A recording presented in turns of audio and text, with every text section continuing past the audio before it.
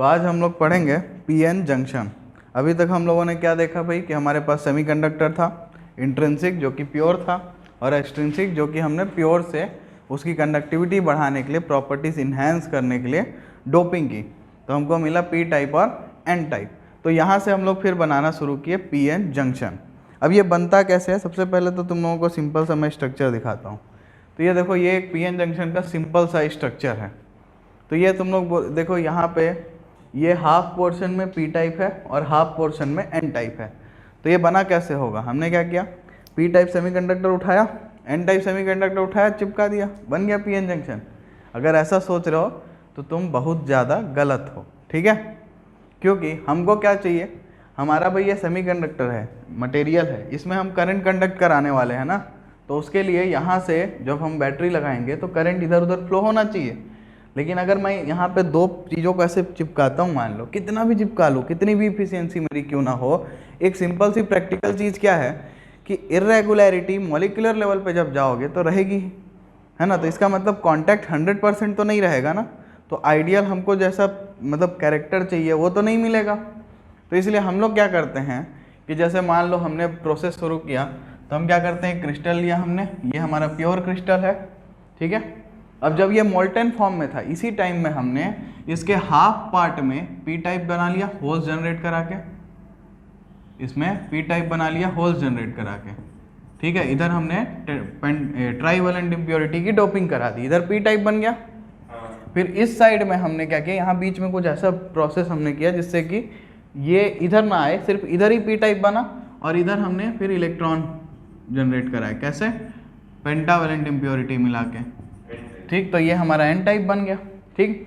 तो यहाँ पे क्या हुआ, ये वाले रीजन पे क्या हुआ भाई, तो देखो इधर में इलेक्ट्रॉन होल कम थे, इधर इलेक्ट्रॉन कम थे, दोनों एक दूसरे की तरफ जाने लगेंगे, है ना। ऑब्वियस सी बात है, हमेशा फ्लो किधर होता है, जहाँ पे ज़्यादा हो वहाँ से कम की तरफ। तो यहाँ इलेक्ट्रॉन ज़्यादा थे, वो कम इलेक्ट्रॉन की तरफ निकल पड़े, यहाँ होल ज़्यादा थे, वो कम होल की तरफ निकल पड़े। फाइनली क्या होगा, ये इधर जा रहा है, ये इधर जा रहा है, रास्ते में यहाँ पे आके दोनों टकरा गए, इलेक्ट्रॉन और होल टकराएंगे, क्या होगा, न्यूट्रॉन, खत्म, अस्तित्व तो खत्म हो गया दोनों का। तो इसकी वजह से देखो यहाँ पे क्या हो रहा होगा, ये होल जाएगा इधर, यहाँ से इलेक्ट्रॉन आया, दोनों यहाँ कंबाइन हुए और यहाँ पे खत्म हो गया। तो यहाँ पे कैरियर्स खत्म हो गए इस रीजन में, ये छोटे से रीजन में जिसको हम डिप्लीशन लेयर बोल रहे हैं, इसमें चार्ज कैरियर्स ही नहीं है, जितने भी चार्ज कैरियर्स थे वो क्या हुआ, खत्म हो गए, न्यूट्रलाइज हो गए, है ना। तो यहाँ हमको सिर्फ वो एटम मिल रहा है विथ चार्ज एटम। हमने ये चीज़ देखी हुई थी ना कि हम जो पी टाइप अपना जब मिलाते हैं, एन टाइप जब मिलाते हैं, मतलब पेंटावेलेंट इम्प्योरिटी जब मिलाते हैं, तो हम उसको इस तरीके से डिनोट कर सकते हैं कि एक एटम और उसका एक इलेक्ट्रॉन, एक्स्ट्रा इलेक्ट्रॉन, ठीक है ना। Positive core with extra electron, और पी टाइप के लिए negative core with extra hole. तो ये दोनों जब कंबाइन हो तो यहाँ पे हमको क्या मिला, इधर देखो सिर्फ पॉजिटिव कोर बचा, इधर सिर्फ नेगेटिव कोर बचा, हाँ या नहीं। तो यहाँ पे ये जो रीजन है, it is depleted from the free carriers, मतलब इसके पास फ्री कैरियर्स की कमी है। तो इसीलिए इसको हम लोग क्या बोलते हैं, डिप्लीशन रीजन। क्या ये बात समझ में आई। तो हम एक काम, इसको पूरे प्रोसेस को अगर दोबारा मैं बताऊं तो हम क्या किए, हमने जर्मेनियम या फिर सिलिकॉन का एक क्रिस्टल लिया, उसको फिर हमने क्या किया, आधे पोर्शन में पी टाइप जनरेट किया, आधे टाइप में एन टाइप जनरेट किया, ठीक। और जो जंक्शन बना, ये जो जंक्शन है, इसी को बोलते हैं एक्चुअली, इसको बोलते हैं पी एन जंक्शन, क्योंकि इधर क्या है पी टाइप, इधर क्या है एन टाइप, तो जंक्शन का काम यही कर रहा है ना। तो ये हमारा है पी एन जंक्शन एक्चुअल में। समझ में आई बात की नहीं, ठीक है। तो अब अगर हम लोग आगे देखें, तो अब यहाँ पे हमने एक साइड में एक्सेप्टर इम्प्योरिटी मिलाई है जो हमको पी टाइप बना रहा है, और डोनर इम्प्योरिटी मिलाई है जो कि एन टाइप बना रहा है, ठीक है ना। अब देखो एक और चीज़ होती है, ऐसा जरूरी नहीं है पी एन जंक्शन ऐसा ही बने, ऐसा हो सकता है कि हम 3 भी मिला सकते थे, ठीक है। यहाँ पी मिला लिया, यहाँ एन मिला बना दिया, यहाँ पी बना दिया, तो ये क्या बन गया, पी एन पी। तो ये जो है ये 3 टर्मिनल डिवाइस बन जाता है, जिसको हम लोग ट्रांजिस्टर बोलते हैं। बट ये तुम्हारे सिलेबस में नहीं है, पहले था बट अब नहीं रहा। और इसी को ठीक उल्टा प्रोसेस भी कर सकते थे, एनपीएन भी बना सकते थे। तो वहाँ पे 2 जंक्शन दिखते हैं, जैसे एनपीएन अब मैं बना रहा हूँ, तो एन पी, इसकी ज़रूरत नहीं थी, एन। तो यहाँ देखो ये एक पीएन जंक्शन यहाँ बन रहा है, एक यहाँ बन रहा है, ठीक है कि नहीं। तो इसमें 2 जंक्शन का डिवाइस बन जाता। हमारा काम अभी यहाँ पे सिर्फ सिंगल जंक्शन का है क्योंकि हम लोग सिर्फ डायोड के बारे में पढ़ने वाले हैं। और ये जो है ये पीएन जंक्शन ये की है, ये शुरुआती चीज़ है जहाँ से पूरा डायोड, ट्रांजिस्टर, बहुत सारी चीज़ें हैं, जीटीओ है, मतलब इतनी सारी चीज़ें हैं कि मैं तुम लोग को सारी चीज़ों को बताऊंगा तो तुम्हें समझ भी नहीं आएगा। बट बेसिक जो से तुम समझो, तुम्हारा मोबाइल चल रहा है या तुम्हारा टेलीफोन या लैपटॉप, जो भी चीज़ें चल रही हैं वो सब में इसका रोल तो है और यही बेसिक है। समझ में आई बात कि नहीं? ठीक है, तो अब देखो ऐसा होता है कि हम क्या करते हैं, पी और एन टाइप को क्रिस्टल ऑब्टेन करते हैं एक्सेप्टर और डोनर मिला के, और उसके बाद उसको हम काट लेते हैं पतले पतले स्लाइसेस में। और जो स्लाइसेस हम काट के रखते हैं, पीएन जंक्शन रहता है उसके अंदर, एक साइड में पी एक साइड एन में, बीच में जंक्शन है, इसको हम लोग बोलते हैं वेफर्स। इसको क्या बोलते हैं? Wafers, WAFERS। ठीक, तो अभी देखो, अभी हमने यहाँ पे कुछ नहीं किया, ये हमारा आइडियल पीएन जंक्शन है। आइडियल बोले तो कि हमने अभी इसमें कोई भी वोल्टेज अप्लाई नहीं किया, कोई भी करंट यहाँ पे फ्लो नहीं कर रही है। क्या ये बात समझ में आई? तो अब देखो यहाँ पे हम लोग आगे बढ़ेंगे अगर, तो तुम लोग खुद सोचो ना यार, एक बहुत ही सिंपल सी चीज़ दिमाग में अपने लाओ। यहाँ पॉजिटिव चार्ज आ गया, यहाँ नेगेटिव चार्ज आ गया, और पॉजिटिव से नेगेटिव एक इलेक्ट्रिक फील्ड जनरेट होगा कि नहीं होगा? होगा ना। Electric field always goes from positive to negative. तो एक पॉजिटिव से नेगेटिव एक इलेक्ट्रिक फील्ड जनरेट हो गया यहाँ पे अंदर में, ये जंक्शन में। ठीक है, और वो इलेक्ट्रिक फील्ड की वजह से कुछ पोटेंशियल आ जाएगा, E=E/L, है ना, वोल्ट पर मीटर इलेक्ट्रिक फील्ड का यूनिट है। तो ये हमने मान लिया कि ये है VB, जो कि इसका बैरियर पोटेंशियल है। ये एक मान लो कि एक ऐसे सोचो, तुम इमेजिन कर लो ये चीज़ ना रहे तो यहाँ एक नकली बैटरी लगी हुई है इसके अंदर, ऐसे तुम सोच सकते हो कि यहाँ एक बैटरी है जो यहाँ पे VB पोटेंशियल, जो कि बैरियर पोटेंशियल हम लोग बोलेंगे, उसको यहाँ पे मेंटेन करके रखा हुआ है। क्या ये बात समझ में आई? ये बैरियर पोटेंशियल समझ में आया? अब ये बैरियर पोटेंशियल कर क्या रहा होगा, तुम सोचो ना यार। ये इलेक्ट्रॉन इधर जाने की कोशिश करेगा, ठीक है, ये बैरियर उसको अपोज कर देगा, जाने ही नहीं देगा, उसको क्रॉस होके इस पार नहीं जाने देगा इलेक्ट्रॉन को, ना होल्स को इस पार आने देगा। तो ये रोक रहा है, जो चार्ज कैरियर्स है दोनों साइड में, मेजॉरिटी चार्ज कैरियर्स जो है उनको ये रोक रहा है। हाँ, माइनॉरिटी को ये अलाउ करेगा, माइनॉरिटी को बोलेगा कोई दिक्कत नहीं, निकलो। ठीक है, क्योंकि देखो करंट ऐसे फ्लो होती है, ऐसे, तो इलेक्ट्रॉन कैसे फ्लो होता है? ऐसा। तो इलेक्ट्रॉन को वो यहाँ से क्रॉस होने नहीं देगा। समझ में आ रही है बात कि नहीं? ठीक है, क्योंकि देखो यहाँ पे पॉजिटिव चार्ज आ गया है, यहाँ पे नेगेटिव चार्ज आ गया, तो नेगेटिव ये जो इलेक्ट्रॉन नेगेटिव है वो जाएगा तो ये इसको रिपेल कर देगा, जाएगा ही नहीं अंदर। तो ये डिप्लीशन रीजियन में हमारा बैरियर बन चुका है। ये क्या कर रहा है? चार्ज कैरियर्स को फ्लो होने से रोक रहा है। ठीक है, तो अब देखो इसको फिर से अगर एक बार दोबारा से सोचें हम लोग, तो क्या हुआ? पीएन जंक्शन हमने बना लिया। अब हमने अगर पीएन जंक्शन बना लिया तो मेजॉरिटी चार्ज कैरियर जो है वो डिफ्यूज़ करते गए, अंदर ही अंदर फ्लो हुए नेगेटिव रीजन, मतलब उस रीजन की तरफ जहाँ पे कंसंट्रेशन कम था। ठीक है, तो इलेक्ट्रॉन जो एन साइड में है वो पी साइड में गए, और होल्स जो हैं वो पी साइड से एन साइड में आए, तो दोनों बीच रास्ते में न्यूट्रलाइज हो गए। और न्यूट्रलाइज हुए तो यहाँ पे जो प्रोसेस होता है इलेक्ट्रॉन होल का, इसको हम लोग बोलते हैं इलेक्ट्रॉन होल रिकॉम्बिनेशन। क्या ये बात समझ में आई? तो हमारा जो पी साइड का रीजन है वहाँ पे हमको मिल गया इमोबाइल नेगेटिव आयंस। ये जो नेगेटिव आयंस है ये मूव नहीं करने वाले, दे आर कोर। ये नेगेटिव आयंस मूव नहीं करेंगे ना, यहाँ का ये पॉजिटिव आयन मूव करेगा। तो एन साइड में हमको क्या मिल गया? पॉजिटिव कोर और इमोबाइल पॉजिटिव कोर, और नेगेटिव पी साइड में क्या मिला? इमोबाइल नेगेटिव कोर, और एन साइड में क्या मिला? Immobile positive core. ध्यान से इस बात को समझ रहे हो? तो अब यहाँ पे देखो जंक्शन के आसपास में हमको एक ऐसा एरिया मिल चुका है जहाँ पे फ्री चार्ज कैरियर सब नहीं है। ठीक है, वहाँ पे सिर्फ इमोबाइल आयंस बचे हैं। इसी रीजन को हम बोलते हैं डिप्लीशन रीजन या डिप्लीशन लेयर। क्या ये बात समझ में आई? तो अब जो चार्ज का डिस्ट्रीब्यूशन है, अगर तुम लोग उसको देखना चाहते हो तो यहाँ हम दिखा रहे हैं तुमको चार्ज का डिस्ट्रीब्यूशन। तो देखो पी साइड और एन साइड में तो चार्ज नहीं होगा, न्यूट्रल रहेंगे, लेकिन यहाँ पे देखोगे तो ये रीजन में पॉजिटिव चार्ज है तो हमने पॉजिटिव बना दिया, ये रीजन में नेगेटिव चार्ज है तो हमने नेगेटिव बनाया। क्या ये बात समझ में आई? ठीक है, तो ये चार्ज डिस्ट्रीब्यूशन हमने देखा इस रीजन में। ठीक है ना? अब ये जो पॉजिटिव और नेगेटिव चार्ज दोनों साइड में है, इसकी वजह से यहाँ पे क्या हुआ? एक पोटेंशियल आया जिसको हम बैरियर पोटेंशियल बोल रहे थे, और ये क्या करेगा? और अब ये इलेक्ट्रॉन और होल्स को डिफ्यूज़ होने नहीं देगा। ये एक तरीके से एक बैटरी का काम करेगा जो इलेक्ट्रॉन होल डिफ्यूजन को रोकेगी, या आसान शब्दों में बोले तो रिकॉम्बिनेशन होने से रोक देगी। क्या ये बात समझ में आई? तो अब अगर मैं तुम लोगों को पोटेंशियल का डिस्ट्रीब्यूशन दिखाऊं तो वो कुछ इस तरीके का दिखाई देगा। पोटेंशियल इस तरीके से क्यों दिख रहा है खुद सोच लो, क्योंकि देखो पॉजिटिव साइड में हायर पोटेंशियल होगा, नेगेटिव साइड में लोअर पोटेंशियल होगा। तो नेगेटिव साइड को हम लोअर मतलब जीरो के आसपास मान लें, पॉजिटिव साइड को हायर मतलब जो भी बैरियर पोटेंशियल है वो VB है।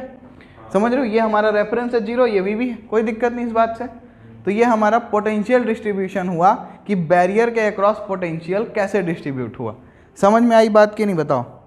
ठीक है, अब इस बैरियर पोटेंशियल की वजह से यहाँ पे जो barrier field I, barrier field electric field है ये ना, जो बैरियर पोटेंशियल की वजह से जनरेट हुआ, या पॉजिटिव और नेगेटिव चार्जेस के एक्यूमुलेशन की वजह से जो फील्ड आई उसको हम बोलेंगे बैरियर इलेक्ट्रिक फील्ड या बैरियर फील्ड। ठीक है, तो अब कोई इलेक्ट्रॉन अगर इस बैरियर को क्रॉस करना चाहता है तो उसको क्या करना पड़ेगा, उसको एनर्जी चाहिए होगी। कितनी एनर्जी चाहिए होगी, कितनी एनर्जी चाहिए होगी, तो V इज इक्वल टू होता है अपना W बाई क्यों।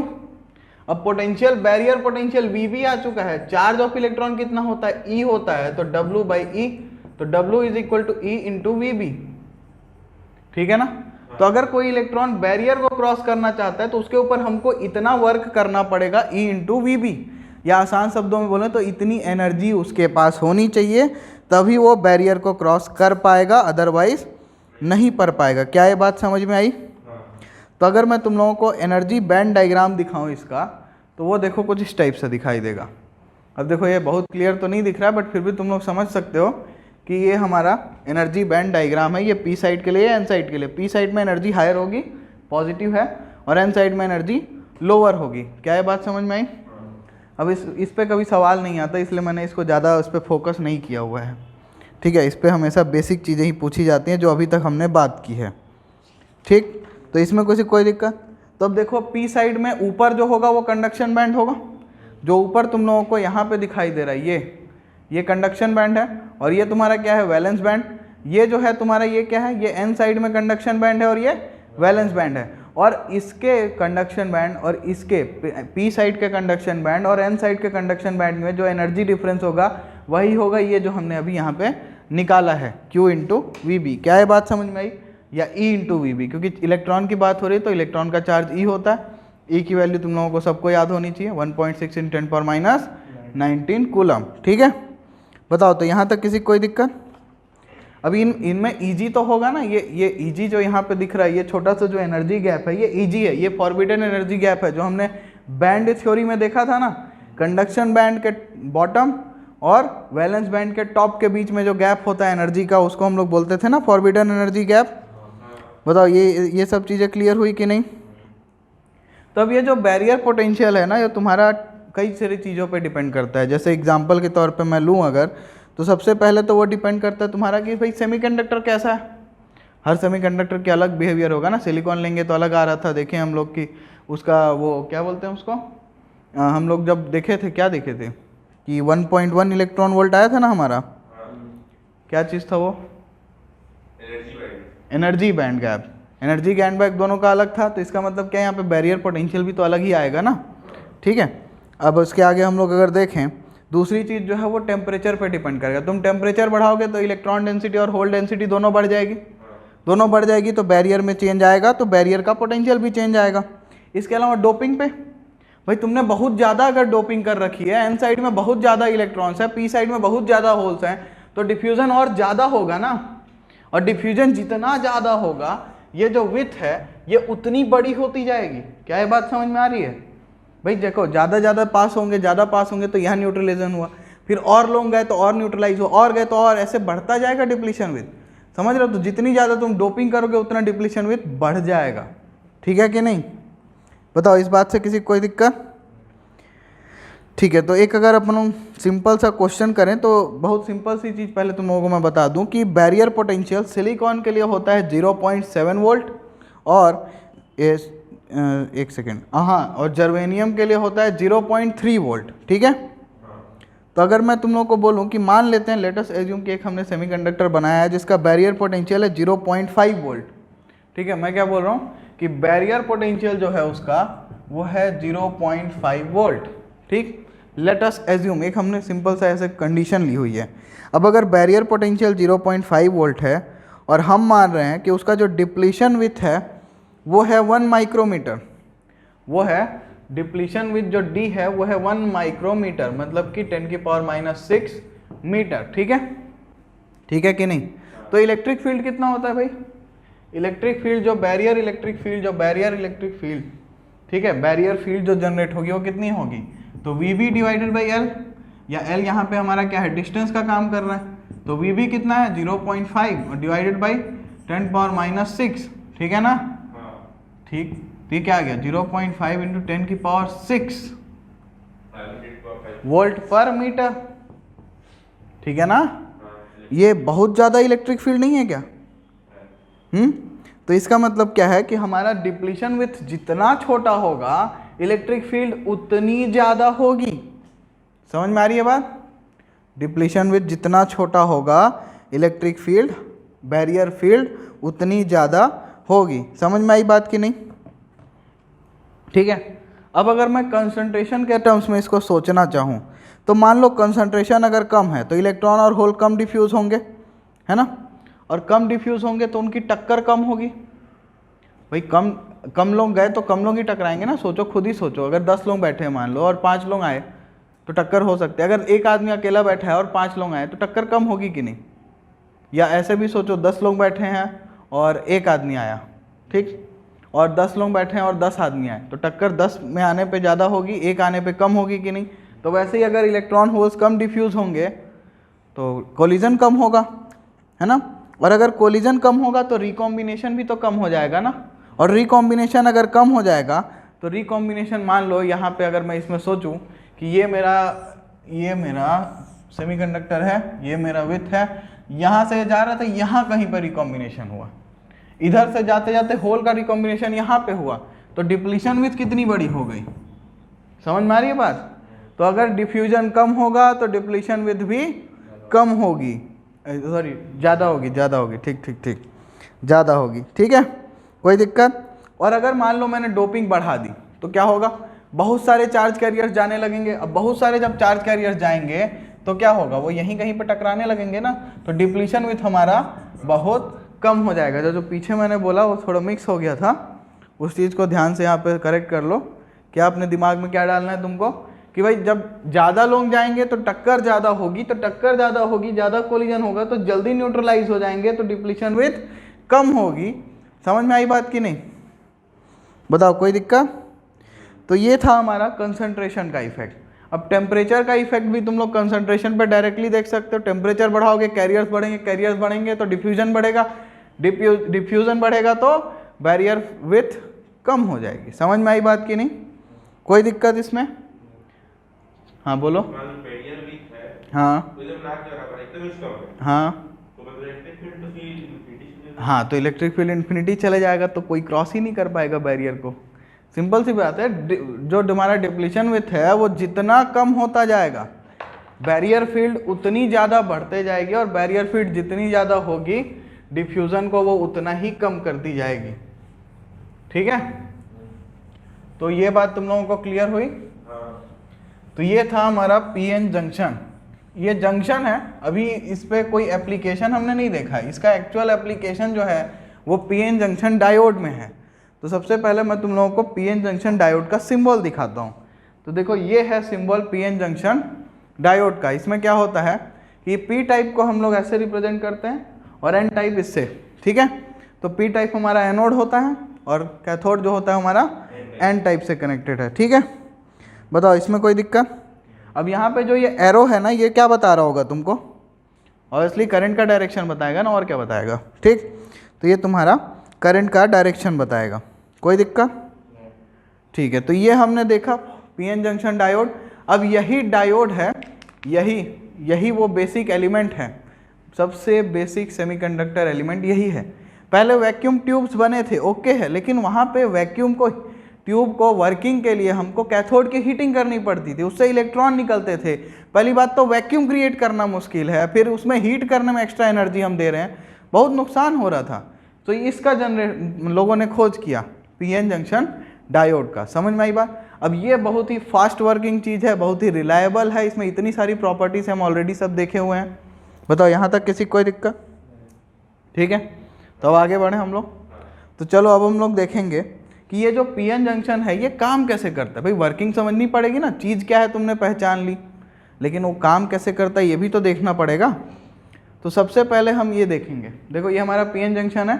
अब इसमें हमने क्या किया, इसमें हमने एक बैटरी लगाई, ठीक है। अब ये जो बैटरी लगाई है इसको ध्यान से देखो, इसका पॉजिटिव टर्मिनल पी साइड से कनेक्टेड है, नेगेटिव टर्मिनल अगर तुम देखोगे तो कहाँ से कनेक्टेड है, नेगेटिव टर्मिनल एन साइड से कनेक्टेड है, ठीक है कि नहीं। अच्छा, बीच में रेजिस्टेंस हमने इसलिए लगाया ताकि करंट को हम कंट्रोल कर सकें, क्योंकि भाई देखो ये जो है ना, ये इसका कितना था बैरियर पोटेंशियल 0.7 या 0.3, अगर सिलिकॉन और जर्मेनियम लोगे इतना कम है। तुम बहुत ज़्यादा करंट फ्लो करा दोगे तो डैमेज हो जाएगा ना।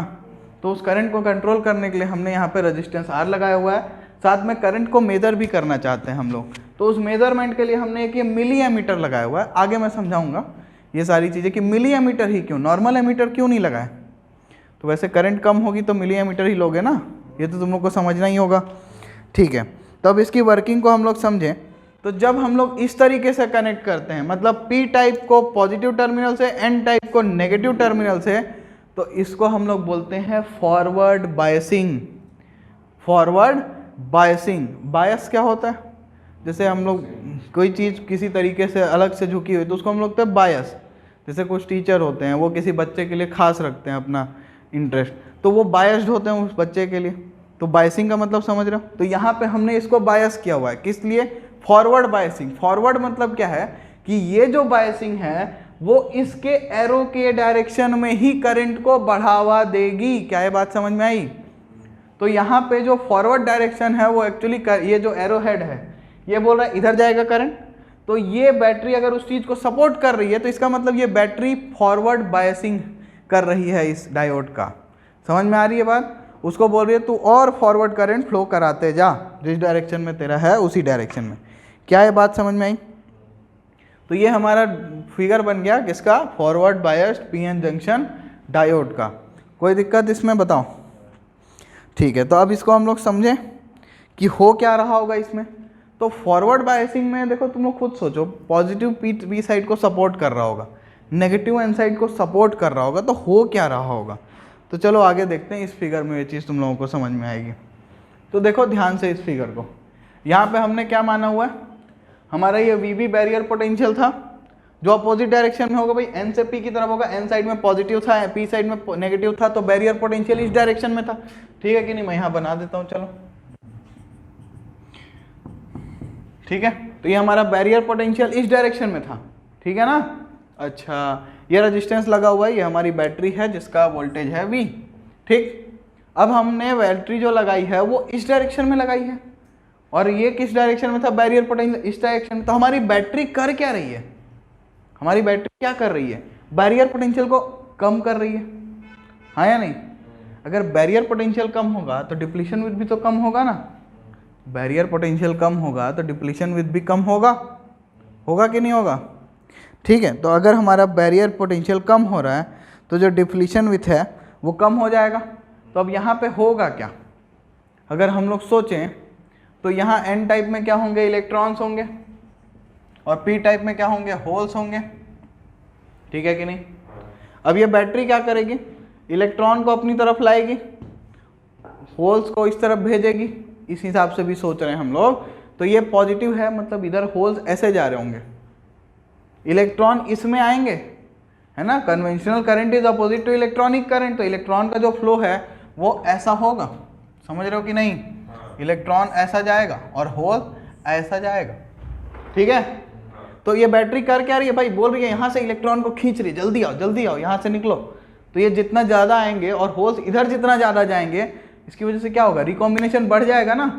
इसका मतलब क्या है, डिप्लीशन विथ कम हो जाएगी ना। दोनों कॉन्सेप्ट में देखो सेम चीज़ आ रही है, मतलब बैरियर विथ कम हो रही है, समझ में आ रही है। तो अब इसकी वजह से क्या हुआ, करंट बढ़ेगा, करंट बढ़ेगा ना, बैरियर विथ कम हो रही है तो, ठीक है कि नहीं। तो ये था इसका वर्किंग, मतलब इसने डिफ्यूज़न को बढ़ा दिया, ठीक। अब देखो ऐसा हो सकता है क्या कि मैं V को बढ़ाते जाऊँ, V को मैं बढ़ाते जाऊँ, एक ऐसा लिमिट आएगा जब मैं उसको बैरियर पोटेंशियल से ज़्यादा कर दूंगा। अब बैरियर पोटेंशियल से ज़्यादा हो गया तो डिप्लीशन विथ बचेगा क्या, जीरो हो जाएगा, डिप्लीशन विथ जीरो हो जाएगा। और अगर डिप्लीशन विथ जीरो हो जाएगा तो करंट बहुत ज़्यादा फ्लो होगी, समझ में आई बात कि नहीं। आगे हम लोग इसका कैरेक्टरिस्टिक बनाएंगे V और I का, वोल्टेज वर्सेस करंट का, कि मैं वोल्टेज कितना अप्लाई कर रहा हूँ तो करंट कितना फ्लो हो रही है। तो वो हम देखेंगे उसमें कि जब बैरियर विड्थ से हम आगे जाते हैं तो करंट एकदम ड्रास्टिक चेंज दिखाता है। पहले करंट थोड़ी थोड़ी बढ़ रही थी, जैसे ही हमने बैरियर पोटेंशियल क्रॉस किया करंट ऐसे सीधा ऐसा सट से ऊपर सीधा निकल जाएगी। समझ में आई बात कि नहीं? तो उस टाइम पे हम थोड़ा सा भी वोल्टेज बढ़ाएंगे तो बहुत ज़्यादा करंट बढ़ेगा। समझ में आई बात? तो जब ये हमने फॉरवर्ड बायस कर रखा है तो यहाँ पे जो करंट फ्लो हो रही है उसको हम क्या बोलेंगे? Forward current. ठीक है ना? अब देखो यहाँ पे वही एनर्जी बैंड फिर से आ गया, तो भाई अब जो एनर्जी का डिफरेंस होगा वो V माइनस वी हो जाएगा। ठीक है, क्योंकि हम ऑलरेडी जो वर्क कर रहे हैं वो VB कुछ खा जाएगा, है ना? तो V minus V into charge जो होगा वो हमारा वर्क होगा, मतलब जो एनर्जी हम दे रहे हैं इलेक्ट्रॉन को मूव करने के लिए। बताओ फॉरवर्ड बायसिंग समझ में आई? क्या कर रहे हैं हम लोग? पूरी तरीके से क्लियर हुआ? हम बैटरी को ऐसे लगा रहे हैं कि वो करंट को सपोर्ट करे और बोले कि ज़्यादा से ज़्यादा करंट फ्लो हो। ठीक है, अभी तक हमने सिर्फ मेजॉरिटी कैरियर्स की बात की है, माइनॉरिटी की कोई बात हमने नहीं की है। बट अगर माइनॉरिटी की देखोगे तो बहुत कम कैरियर्स अवेलेबल हैं, इधर होल्स, इधर भी बहुत कम इलेक्ट्रॉन्स हैं। वो भाई साहब अपोजिट डायरेक्शन में जाएंगे, कोई दिक्कत नहीं, जाने दो उनको। बट उनका कंपैरिजन करोगे अगर मेजॉरिटी से तो बहुत कम है ना, तो उसको इग्नोर कर दो, फिर और कोई ऑप्शन नहीं है तुम्हारे पास। और इतना कम है कि उसके इफेक्ट को हम निगलेक्ट कर देते हैं। तो बताओ फॉरवर्ड बायसिंग समझ में आई? क्या कर रहे हैं हम? फॉरवर्ड करंट को बढ़ा रहे हैं। समझ में आई बात? PN जंक्शन डायोड जिस डायरेक्शन में करंट कंडक्ट करना चाहता था हम उसको उसी डायरेक्शन में करंट कंडक्ट करवा रहे हैं और ज़्यादा मात्रा में। क्लियर है? ठीक है, तो अब हम लोग चलें दूसरे फंक्शन पे। अगर मैंने गलती से मान लो, लेट अस एज्यूम, ऐसे में हमको करना नहीं चाहिए, हमारा वर्किंग के हिसाब से जिस टाइम पे जो हमारा फंक्शन है हमको वही करना चाहिए। बट अगर मान लो मैंने गलती से ये जो बैटरी है इसको मैंने पलट दिया, फ्लिप कर दिया, मतलब अब P साइड को मैंने N मतलब P जो पॉजिटिव टर्मिनल है बैटरी का उसको मैंने N साइड से लगा दिया और जो नेगेटिव टर्मिनल है उसको P साइड से लगा दिया। ठीक है कि नहीं? ठीक, अब ये क्या कर रहा होगा भाई? बैटरी किधर करंट फ्लो कराएगा? बैटरी पॉजिटिव से नेगेटिव कराएगा, तो बैटरी का डायरेक्शन क्या होगा? ऐसा। डायोड किधर चाह रहा है? ऐसा। ये बैटरी इसको सपोर्ट कर रहा है कि अपोज कर रहा है? सपोर्ट कर रहा है कि अपोज कर रहा है? ये इधर बोल रहा है, वो उधर बोल रहा है, अपोज कर रहा है ना। ठीक है, तो इसको हम लोग बोलते हैं रिवर्स बायसिंग। ठीक है, इसमें जो हम अप्लाई करते हैं पोटेंशियल, वो बैरियर पोटेंशियल को भी फिर सपोर्ट करना चाहिए कि नहीं?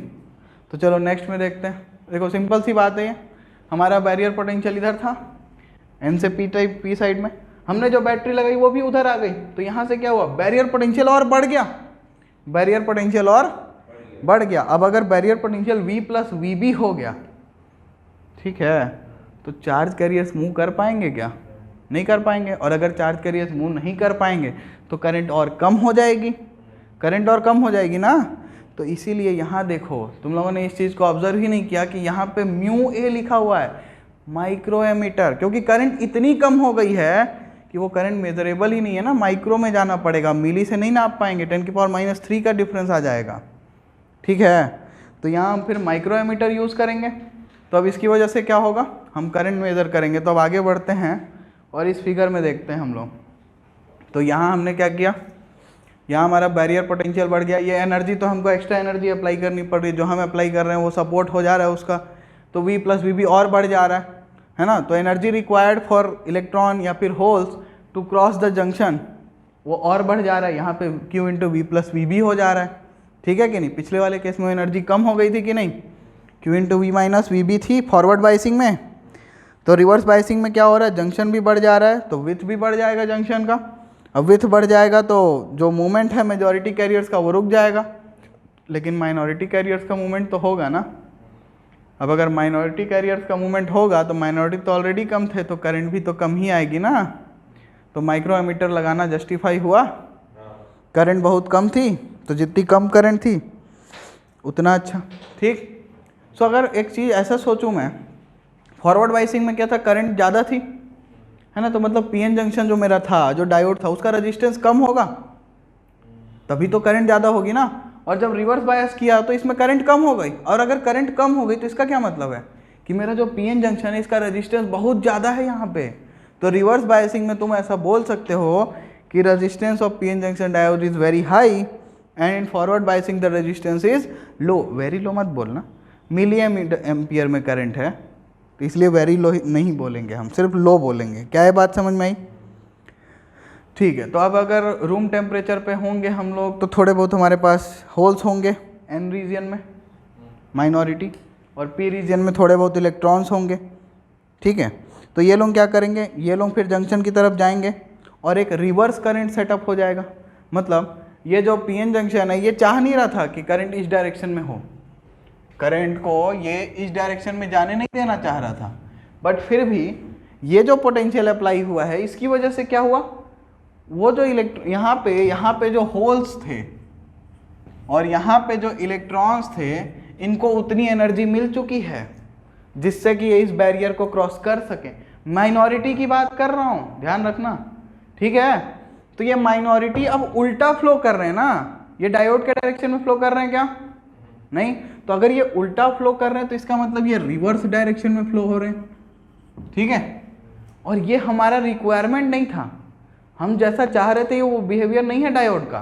तो ये ना एक्चुअली हम लोग बोलते हैं इसको रिवर्स लीकेज करंट। क्या बोलते हैं? Reverse leakage current. जो करंट रिवर्स बायस्ड में फ्लो करती है उसको हम लोग क्या बोलते हैं? Reverse leakage current. Simply leakage current भी बोल सकते हो या रिवर्स करंट भी बोल सकते हो, उसमें कोई दिक्कत नहीं होगा। अब माइनॉरिटी कैरियर है तो यहाँ पे करंट माइक्रो एम्पियर में है, बहुत कम है, और वहाँ पे मिली एम्पियर में था, तो कंपैरेटिवली तो ज़्यादा ही था रिवर्स बायस से।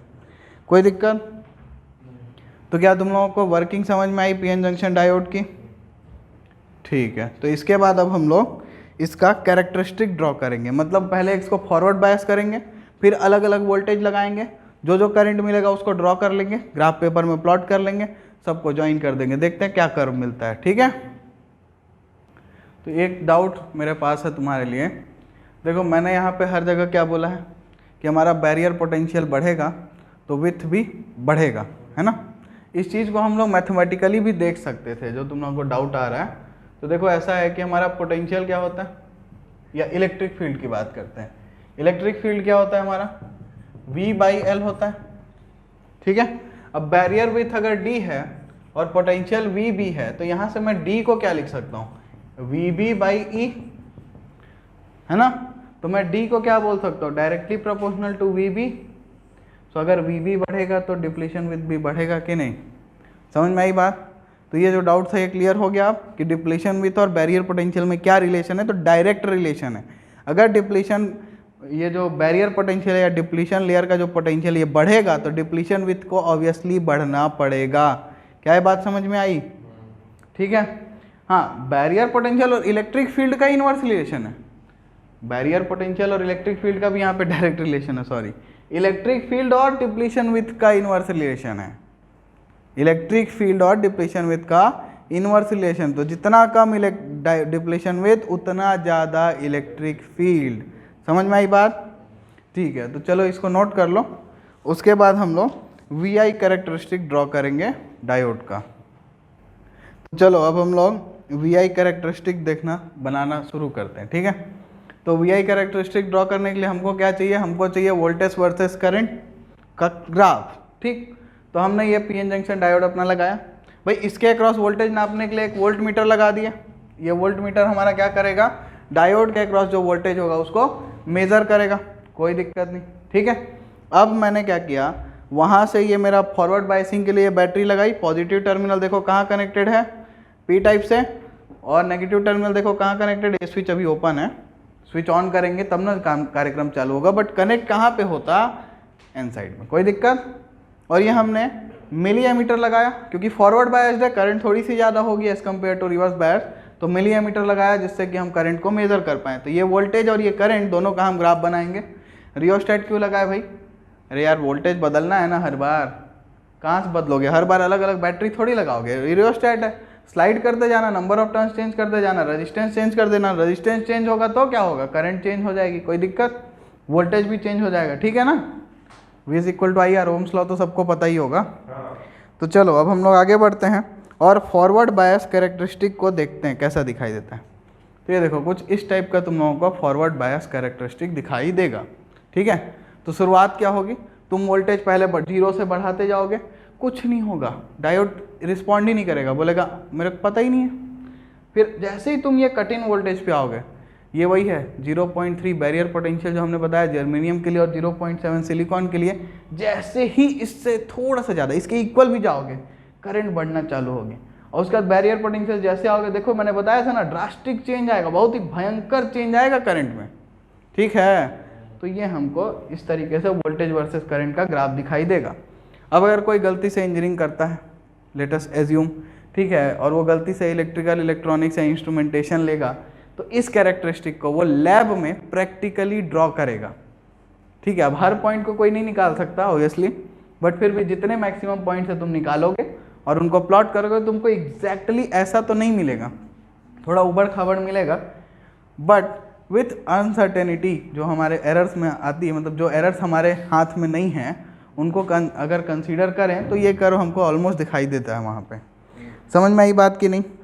तो अब अगर इस कर्व की कुछ खास बातों की बात करें तो देखो, इसको हम लोग बोलते हैं फॉरवर्ड बायस कैरेक्टरिस्टिक, क्योंकि ये क्या है, ये उस कंडीशन में है जब हम फॉरवर्ड बायसिंग अप्लाई किए हैं, ठीक। अब इसमें तुम लोगों को सबसे पहले दिखाई दे रहा है कि करंट शुरुआत में नहीं बढ़ रहा है कट इन वोल्टेज तक। इस वोल्टेज को हम लोग कट इन वोल्टेज भी बोलते हैं, थ्रेशोल्ड वोल्टेज भी बोलते हैं, ठीक है। ये वही टर्म है जो हम पहले भी यूज़ किए हैं। जर्मेनियम के लिए 0.2 और सिलिकॉन के लिए 0.7 वोल्ट होता है। इसके पहले तक कोई करंट नहीं होगा, इसके बाद ही करंट फ्लो होना शुरू होगा, ठीक है। और उसके बाद अगर मैंने थोड़ा सा भी वोल्टेज बढ़ाया तो करंट बहुत ज़्यादा बढ़ेगी। तो जैसे ही मैं कट इन वोल्टेज के आगे जाऊंगा, जो जंक्शन का रेजिस्टेंस होगा वो नेग्लिजिबली स्मॉल हो जाएगा, क्योंकि खुद सोचो ना यार, ये यहाँ पे देखो 1 से 2 वोल्ट मतलब 1 वोल्ट का चेंज, और करंट कितना है, 1 वोल्ट पे अप्रॉक्सीमेटली 10 और 2 वोल्ट पे अप्रॉक्सीमेटली 70-60 मिली एम्पियर का चेंज आ रहा है फॉर सिर्फ ओनली 1 वोल्ट। और जबकि उससे पहले देखोगे तो कुछ हो ही नहीं रहा था।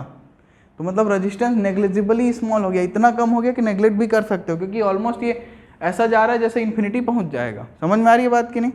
वो पहुंचेगा नहीं, हम उसको लिमिट करके रखेंगे रेजिस्टेंस लगा के। हमको जलाना नहीं है डायोड, हमारे पास डायोड की कमी है वैसे भी, ठीक है। तो ये बात समझ में आई। फॉरवर्ड बायस कैरेक्टरिस्टिक एकदम क्लियर हो गया होगा, कोई दिक्कत इसमें? ठीक। तो अब फॉरवर्ड अगर हो गया तो रिवर्स भी करना पड़ेगा। तो क्या करेंगे भाई, बैटरी को पलट देंगे, बस बैटरी पलटने से काम हो जाएगा क्या?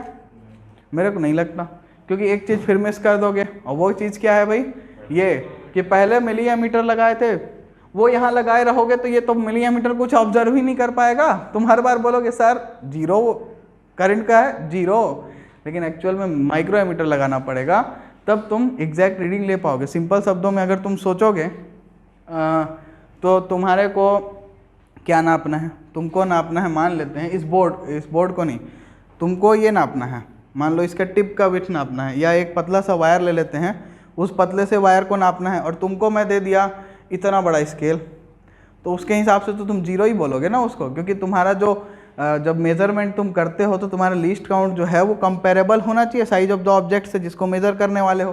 तो उसी हिसाब से यहाँ पे भी हमको, अगर करंट हमारी माइक्रो एमीटर में है, एम्पियर में है, बहुत कम है, तो मिली एमीटर लगा के कोई फ़ायदा नहीं होगा ना, हमको हमेशा 0 वोल्ट ही 0 एम्पियर ही दिखाई देगा। क्या ये बात समझ में आई? अब इसमें भी प्रोसीजर तो सेम है ना यार, बस वोल्टेज लगाते जाओ, रियोस्टेट को खसकाते जाओ, वोल्टेज बदलते जाओ, करंट बदलेगा, उसको फिर प्लॉट कर देंगे, ठीक है। तो ये हमने ऐसा किया, ठीक। अब यहाँ पे देखो हम दोनों चीज़ों को रिवर्स डायरेक्शन में प्लॉट कर रहे हैं। ये थर्ड क्वाड्रेंट है हमारा, है ना, वोल्टेज भी नेगेटिव है ना यार, और करंट भी तो नेगेटिव फ्लो हो रहा है, क्योंकि डायरेक्ट डायोड उधर जाना तो चाह ही नहीं रहा था। क्लियर है? तो यहाँ पे हम कुछ इस तरीके का बिहेवियर देखते हैं। देखो क्या होता है कि इनिशियली हम वोल्टेज अप्लाई करते जाते हैं रिवर्स में, तो करंट थोड़ा थोड़ा बढ़ती है, थोड़ा बढ़ती है, फिर एक लिमिट आती है ना, हर चीज़ की एक लिमिट होती है, तो इसकी भी एक लिमिट आती है, जिसके बाद इसका कंप्लीट ब्रेकडाउन हो जाता है। मतलब जो डिप्लीशन है वो पहले बढ़ रहा था, उसके बाद फट गई, उसकी ख़त्म हो गया, वो गायब हो गया, वो दिखाई ही नहीं दिया, और करंट इन्फिनिटी हो गई वहाँ पे, और तुम्हारा डायोड जल जाएगा। क्लियर है? कोई ऑप्शन नहीं है उसके पास, क्योंकि इनफाइनाइट करंट बियर करने के लिए हम कितना भी रेजिस्टेंस लगा लें नहीं हो सकता, करंट लिमिट में ही होनी चाहिए। तो ब्रेकडाउन हो जाएगा और हमारा डायोड जो है वो डैमेज हो जाएगा। क्या ये बात समझ में आई? तो अगर इस ग्राफ का हम कुछ स्पेशल फीचर्स को देखें, तो जब हमारा डायोड रिवर्स बायस्ड होगा तो यहाँ पे जो करंट फ्लो हो रही होगी उसको हम क्या बोलेंगे, रिवर्स सैचुरेशन करंट। क्या बोलेंगे? Reverse saturation current. और ये बहुत कम है। और क्यों आ रही है ये? क्योंकि माइनॉरिटी कैरियर्स जो थे बहुत कम मात्रा में थे, लेकिन फिर भी वो रिवर्स वोल्टेज की वजह से फ्लो होना स्टार्ट कर गए।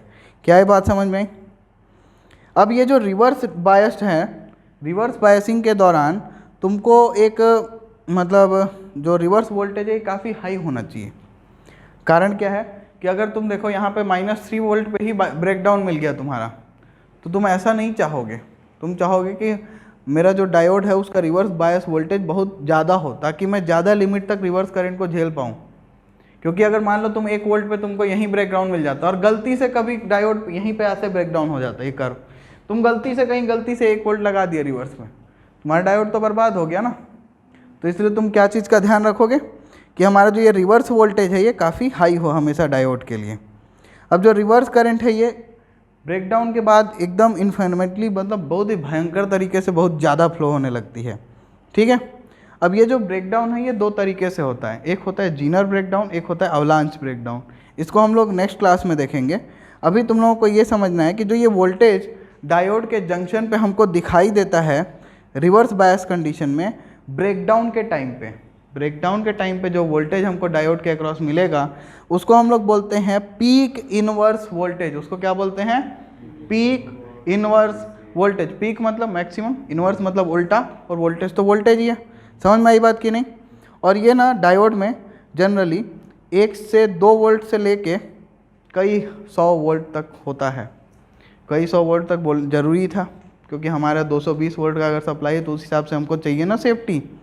ठीक है कि नहीं? और वो डिपेंड करेगा कि भाई तुमने डोपिंग कैसी कर रखी है, तुम्हारा डिप्लीशन लेयर कैसा बन रखा है, तुमने कौन सा यूज़ किया है। क्या ये बात समझ में आई? अब देखो यहाँ पे हमने बात की दोनों चीज़ों की, हमने फॉरवर्ड कैरेक्टरिस्टिक भी देखा, हमने रिवर्स कैरेक्टरिस्टिक भी देखा। लेकिन एक चीज़ हमने नोट की कि चाहे वो फॉरवर्ड बायस हो तो करंट की एक डायरेक्शन है, रिवर्स बायस हो तो करंट की दूसरी डायरेक्शन है। तो इसका मतलब क्या है कि ये जो कैरेक्टरिस्टिक है ना ये यूनिडायरेक्शनल है, ये यूनिडायरेक्शनल है। ठीक है। अब मैं क्या कर रहा हूँ, मैंने यहाँ पे दोनों कैरेक्टरिस्टिक को एक ही में ड्रॉ कर दिया। अब यहाँ पे तुम लोग अगर ऐसा बोलते हो कि दिस इज़ नॉट यूनिडायरेक्शनल, तो खुद सोचो यार, वोल्टेज पॉजिटिव है, करंट पॉजिटिव है, वोल्टेज बाई करंट क्या होता है? रेजिस्टेंस होता है, ये भी पॉजिटिव है। यहाँ देखो वोल्टेज नेगेटिव है, करंट नेगेटिव है, वोल्टेज बाई करंट क्या होगा? पॉजिटिव हो जाएगा, नेगेटिव बाई नेगेटिव पॉजिटिव। तो यहाँ भी रेजिस्टेंस पॉजिटिव ही है ना, इसलिए ये यूनिडायरेक्शनल है। क्योंकि हम वोल्टेज के अलॉन्ग जो करंट है वो वोल्टेज को हमेशा सपोर्ट कर रही है। वोल्टेज अगर तुमने पॉजिटिव अप्लाई किया है तो करंट भी पॉजिटिव है, वोल्टेज नेगेटिव है तो करंट भी नेगेटिव है, एक ही डायरेक्शन में। ऐसा नहीं है कि पॉजिटिव वोल्टेज के लिए नेगेटिव करंट मिल रहा है। क्लियर है ये बात? तो जो जंक्शन डायोड है वो फॉरवर्ड बायस्ड होने पे बहुत कम रेजिस्टेंस देता है, रिवर्स बायस होने पे बहुत ज़्यादा रेजिस्टेंस देता है। ठीक है। अब इसकी यही प्रॉपर्टी कि ये फॉरवर्ड में करंट फ्लो हो रहा है, रिवर्स में करंट हो ही नहीं रहा फ्लो, इसका यूज़ हम लोग करते हैं रेक्टिफिकेशन करने के लिए। ठीक है। तुम लोगों ने अल्टरनेटिंग करंट चैप्टर पढ़ा, वहाँ पे तुमने क्या देखा? वहाँ तुमने ये देखा हुआ है कि हमारा जो करंट होता है एसी करंट वो कुछ ऐसा होता है। ठीक है। हर जगह एसी थोड़ी यूज़ कर लोगे, कहीं पर डीसी भी तो चाहिए, कहीं तुमको ऐसा भी करंट चाहिए। तो इस करंट से इसको कन्वर्ट करने के प्रोसेस को हम बोलते हैं रेक्टिफिकेशन। ठीक है। और इस चीज़ में हम डायोड का यूज़ लेंगे, कैसे, क्यों, किस तरीके से, ये सब हम लोग आगे के क्लास में देखेंगे कि कैसे हम डायोड का यूज़ करके एसी से डीसी में करंट को कन्वर्ट करते हैं। ये अभी इस क्लास का टॉपिक नहीं है, यहाँ पे हम वीआई कैरेक्टरिस्टिक को ही देखेंगे बस। ठीक है। तो बताओ इसमें किसी को कोई दिक्कत है? अब एक चीज़ बताओ, ये करंट जो है वो चेंज हो रही है ना, करंट चेंज हो रही है, तो क्या ओम्स लॉ के हिसाब से V = IR लिख दोगे? नहीं लिख सकते ना, क्योंकि वो तो कांस्टेंट करंट के लिए था, कांस्टेंट वोल्टेज के लिए था। तो यहाँ तो कंटिन्यूसली चेंज हो रहा है। तो इस वजह से यहाँ पे हम एक नया टर्म डिफाइन करेंगे जिसको हम लोग बोलते हैं डायनामिक रेजिस्टेंस, जिसको हम बोलते हैं डायनामिक रेजिस्टेंस। ठीक है। क्या बोलते हैं? Dynamic resistance. और डायनामिक रेजिस्टेंस क्या होता है? तो इसको तुम लोग सोच सकते हो कि इट इज़ एसी रेजिस्टेंस, मतलब जब करंट चेंज हो रहा है तब जो रेजिस्टेंस होगा उसकी बात हो रही है। ठीक है। और इसको निकालने के लिए जो हमने हर दोनों कर्व में ये जो डेल्टा वी बाई डेल्टा आई निकाला हुआ है ना, ये डायनामिक रेजिस्टेंस जो है वो इसी का रेशियो होता है, डेल्टा वी बाई डेल्टा आई। मतलब अगर मैं देखूं तो इसका रेजिस्टेंस हर टाइम पे कुछ अलग है, समझ रहे हो। यहाँ पे वो क्या है, वेरी हाई, यहाँ पे क्या है, लो, यहाँ पे क्या है, तुम वोल्टेज बढ़ा रहे हो, करंट बढ़ ही नहीं रहा है, हाई है ना। और यहाँ जाते ही ब्रेकडाउन के बाद क्या है, यहाँ पे क्या है, वेरी लो, क्योंकि रेजिस्टेंस है ही नहीं। तुमने थोड़ा सा वोल्टेज लगाया, इन्फिनाइट करंट, तो V upon R is current, Ohm's law के हिसाब से सोचोगे अगर उस छोटे से रीजन के लिए, तो V इज वेरी स्मॉल, बहुत कम वोल्ट हम अप्लाई कर रहे हैं, वहाँ पे -3 है, और हमने थोड़ा सा वोल्ट अप्लाई किया मान लो। तो अगर मैं 0.01 की वोल्ट की ही बात करूँ और उसमें करंट हो जो 0.5 एम्पियर से इन्फिनिटी जा रही है, तो करंट का चेंज तो बहुत ज़्यादा है। तो V अपॉन I जो R है वो कितना होगा, 0। समझ में आई बात कि नहीं। बहुत छोटी क्वांटिटी डिवाइड बाई बहुत बड़ी क्वांटिटी जो है वो 0 होगा, ठीक है, कोई दिक्कत इसमें। तो थ्रेशोल्ड वोल्टेज जो है यहाँ पे है हमारा, इसके आगे ना थोड़े से रीजन में हमारा जो करंट का कैरेक्टरिस्टिक है ये हमको लीनियर दिखाई देता है, बाकी सब जगह पे नॉन लीनियर ही दिखाई देता है। तो अगर तुम सोचोगे ना तो यहाँ पे एक बहुत छोटा सा रीजन है जिसमें हमारा ओम्स लॉ एप्लीकेबल होता है, लेकिन कहीं बहुत ज़्यादा रेंज में नहीं, बहुत छोटा सा रीजन है। तो इसलिए हम लोग डायोड में ना ओम्स लॉ कभी यूज करते ही नहीं, क्योंकि उतने छोटे से रीजन में हर टाइम हम काम थोड़ी कर पाएंगे अपना। क्या ये बात समझ में आई। तो इस क्लास में हमने क्या क्या देखा, सबसे पहले हमने देखा पीएन जंक्शन क्या होता है, जंक्शन डायोड क्या होता है। डायोड की 2 टाइप की वर्किंग थी, एक फॉरवर्ड बाइसिंग, दूसरी रिवर्स बाइसिंग। दोनों को हम कैसे करते हैं, उससे क्या क्या चेंज आता है ये हमने देखा। फिर हमने दोनों में करंट और वोल्टेज का कर्व बनाया और हमने उसका कैरेक्टरिस्टिक प्लॉट किया। क्या ये बात समझ में आई। ठीक है, तो आज के लिए इतना ही, एंजॉय करो।